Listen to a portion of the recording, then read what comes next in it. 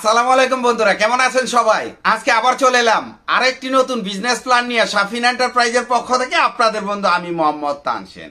বন্ধুরা, আমরা সব সময় আপনাদের জন্য অতি অল্প পুঁজির ইউনিক বিজনেস আইডিয়া আপলোড দিয়ে থাকি। আপনারা যারা বেকার ভাইরা আছেন, যারা লেখাপড়া শেষ করে বেকার হয়ে আছেন, পুঁজির অভাবে ব্যবসা করতে পারতেছেন না, অথবা অনেকের পুঁজি থাকলেও চিন্তার অভাবে ব্যবসা করতে পারতেছেন না।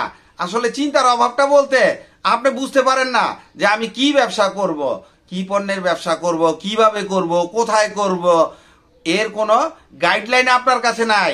আরে ভাই, গাইডলাইনটা তো আমি দিয়ে দিব আপনাকে। আপনি আপনার ব্যবসার মোটিভেশনটা আপনি আমার কাছে পাবেন, এরপরে ব্যবসা শুরু করবেন। আর যে কোনো ব্যবসা শুরু করার আগে সবসময় আপনি চিন্তা করবেন অল্প পুঁজি দিয়ে শুরু করব, ছোট পরিসরে শুরু করব। তার মানে শুরুটা শুরু থেকে করবেন। এরপরে যখন বুঝতে শিখবেন ব্যবসা, আপনার ব্যবসা যখন ম্যাচিউরড হয়ে যাবে, বিজনেসে যখন আপনি ম্যাচিউরড হয়ে যাবেন, তখন আপনি ইচ্ছা মতো পুঁজি ইনভেস্ট করতে পারবেন, কেউ আপনাকে বাধা দিবে না।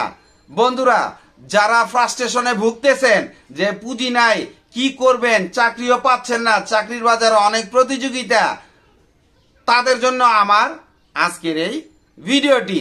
কোথাও যাবেন না, হতে পারে আমার এই ভিডিওটি আপনার জন্য, এবং আপনি আগামী দিন থেকেই এই বিজনেসটা শুরু করে দিতে পারেন। বন্ধুরা, আজকে আমি আপনাদের জন্য ছোট্ট একটি ব্যবসার আইডিয়া নিয়ে এসেছি। আসলে ছোট বললে ভুল হবে, ছোট থেকে শুরু করবেন, ব্যবসাটা কিন্তু অনেক বড়। এটা হচ্ছে সুপারির খুচরা, পাইকারি এবং স্টক। সুপারির ব্যবসাটা আপনি তিন ভাবে করতে পারবেন: খুচরা, পাইকারি এবং স্টক। আমি আপনাদেরকে এই ব্যবসাটি কয়েকটি ধাপে বুঝিয়ে বলবো। বন্ধুরা, প্রথমে আসি স্টক ব্যবসা। আপনি সুপারি স্টক কোনগুলা করবেন? কাঁচা সুপারি স্টক করবেন।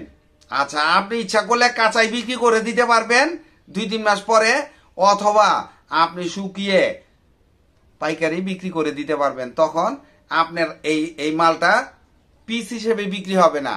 তখন আপনি যখন কাঁচা বিক্রি করবেন তখন পিস হিসেবে, আর যখন সুপারিটা শুকাবেন তখন কেজি হিসেবে বিক্রি হবে।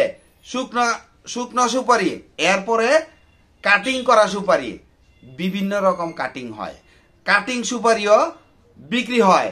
তাইলে বিক্রিটা আপনি কাঁচা, শুকনা, গোটা এবং কাটা, এই তিন ভাবে বিক্রি করতে পারবেন। আর আপনি যদি হোলসেল বিক্রি করেন, তাহলে যারা মাল স্টক করে বা বিভিন্ন আড়ত থেকে আপনি সুপারি কিনে খুচরা বিভিন্ন দোকানে বিক্রি করতে পারেন, অথবা আপনি হোলসেল করে হোলসেল দোকানে বিক্রি করতে পারেন। যারা পান সুপারি হোলসেল বিক্রি করে তাদের কাছেও বিক্রি করতে পারেন, অথবা খুচরা বিভিন্ন পানের দোকান, এইসব দোকানে আপনি বিক্রি করতে পারেন। আর যদি বড় আকারে বিক্রি করতে চান, তাহলে আপনি যে সুপারির মোকাম থেকে সুপারি কিনে আপনি ঢাকার শ্যামবাজার, কারণ বাজারে সুপারির আড়ত আছে, ওদের কাছে এনে বিক্রি করে দিতে পারেন। তবে বিক্রির আগের দিন আপনি যদি আড়তদারকে একটু নক করে দেন যে আগামীকালকে আমার 10,000 পিস, 20,000 বা 50,000 পিস সুপারি আসবে, তাহলে আড়তদারের নলেজে থাকবে, আপনার মালটা বিক্রি করতে সুবিধা হবে এবং আপনি প্রফিট মার্জিনটা ভালো পাবেন। এবার আসি পাইকারি ব্যবসায়। যদি পাইকারি বিক্রি করতে চান, তাহলে আপনি মোকাম থেকেও কিনতে পারেন বা বিভিন্ন আড়ত থেকে কিনতে পারেন, শ্যামবাজার বা কারণ বাজার থেকেও কিনে আনতে পারেন। আর তিন নাম্বার ধাপে আসবে খুচরা। আপনি যদি বিভিন্ন মার্কেটে একটি হোলসেল দোকান দিয়ে খুচরা দোকানি, পান দোকানির কাছে, চা পান দোকানির কাছে বিক্রি করতে চান, তাহলে আপনি একটা দোকান দিয়ে বিক্রি করতে পারেন, অথবা আপনি বাসা থেকে যদি বিক্রি করেন তাহলে আপনাকে স্যাম্পল নিয়ে ঘুরে ঘুরে বিভিন্ন চা পানের দোকানে যারা পান বিক্রি করে, খিলি পান বিক্রি করে, তাদের কাছে আপনি কেজি দরে বিক্রি করতে পারবেন। তো যদি পিস হিসেবে বিক্রি করেন তাইলে আপনার প্রফিট মার্জিনটা এক ধরনের আসবে। যদি কেজি দরে বিক্রি করেন প্রফিট মার্জিন আরেক ধরনের আসবে। আর যদি আপনি সুপারি কেটে বিক্রি করেন তাহলে প্রফিট মার্জিন আরেক ধরনের আসবে। তাহলে আপনার 3 রকম ব্যবসার প্রফিট মার্জিনও আপনার 3 রকম আসবে। তাই আপনি আমার ভিডিওটি দেখে যদি ভালো লাগে তাহলে আপনি চিন্তা করবেন আপনি সুপারি স্টক ব্যবসা করবেন, হোলসেল করবেন না খুচরা করবেন। এই জিনিসটা আপনি চিন্তা করবেন। আপনার কাছে যেটা ভালো লাগবে সেটাই আপনি করবেন। শুধু আমার ভিডিও না, ইউটিউবে এই সুপারির ব্যবসা নিয়ে আরো ভিডিও আছে। একটু জেনে শুনে বুঝে তারপরে মাল ক্রয় করবেন। আমার কথায় মোটিভেটেড হয়ে হুট করে মাল কিনতে যাবেন না। কারণ আপনি যেহেতু ব্যবসাটা বোঝেন না, আপনাকে প্রথমে জানতে হবে, তারপরে বুঝতে হবে।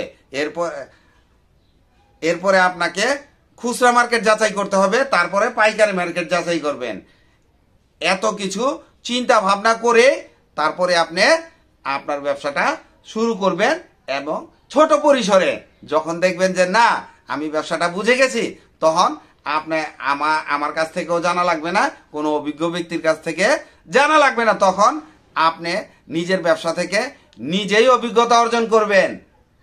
আমার ভিডিওটি যদি ভালো লাগে একটা লাইক দিবেন, কমেন্টস করে জানাবেন, আমার চ্যানেলটি সাবস্ক্রাইব করবেন এবং পাশে থাকা বেল আইকনটি প্রেস করে দিবেন, যেন পরবর্তী নতুন কোনো বিজনেস আইডিয়া আপলোড দেওয়ার সাথে সাথে সর্বপ্রথম আপনার মোবাইলে নোটিফিকেশন চলে যায়।